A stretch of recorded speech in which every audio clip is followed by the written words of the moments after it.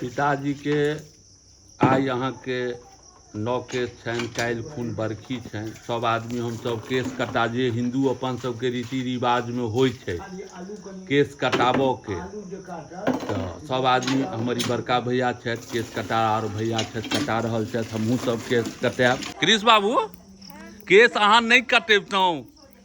आयो कृष्ण बाबू किया केस कटबै छियै? हम सब कटेबतियै ने, अहाँके तऽ बाबा छलथि है ने। पप्पा जी हम बाबा के पोता छलियै ने, तो कटाबे पड़ल ना। कटाबे पड़त अहाँके? हाँ? एनाहियो बेटा सत्य बात छै, ई सब संस्कार छै, एना कोनो शास्त्र में नहीं लिखल छै केस कटाबऽ के। हाँ लेकिन अहाँ नहीं कटेबतहुँ तऽ कोनो हर्ज नहीं, हम सब बाबा दुआरे कटेबे करबै ना। बाबा दुआरे अहाँ कटेबे करबै। आर बाबाजी के काल्हि बरखी छनि, जे कियो लग पास में छी सएह ने।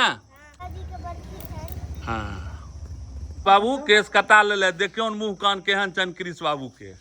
हाँ कटा लेलिए, आब हमहूँ बैसै छी की। सब दिस तऽ कहै छै जे केस कटाबऽ के कतौ प्रथा नहीं छै, लेकिन हमर अहाँ के जे बाप दादा कऽ एलखिन हैं, हमसब तऽ सएह धर्म अदा करै छियै।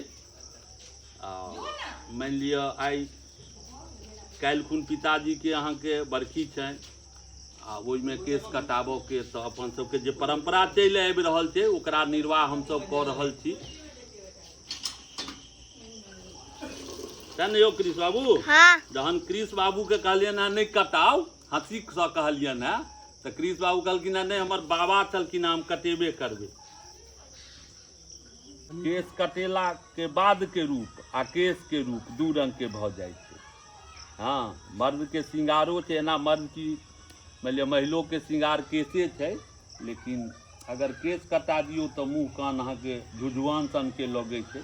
लेकिन अपना सबमे जे मिथिला में चलि आयल छै ओकरा हम अहाँ मेंटेन करै छी, आ करक चाही, एकदम करक चाही। जहन हमर कृष्ण बाबू आइ छथिन, कहै छथिन बाबा के पोता छियै, हम केना नहीं कटेबै। मजाक में कहलियनि हैं जे अहाँ नहीं कटाउ, की बजै छथि? कहै छथिन ना हम कटेबे करबै पापाजी। हौ भातिज केस कटेलाक बाद केहन लगै छ?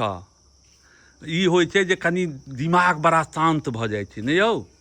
केस कटेला के बाद माथा में हवा लगै छै, जेना बुझाइ छै कतेक भातिज कटा रहल छथि आ एना लमसम कटि गेल, हल्लुक लगै छ माथा?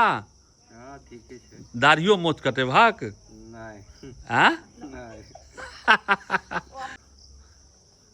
मतलब भातिज हमर कहि रहल छथि जे अहाँ सब चाचा पापा सब कटेथिन मोछ दाढ़ी, आ हमरा तऽ बाबा छथिन तऽ मोछ दाढ़ी राखि लै छी। एना राखि सकै छै कि यौ? हाँ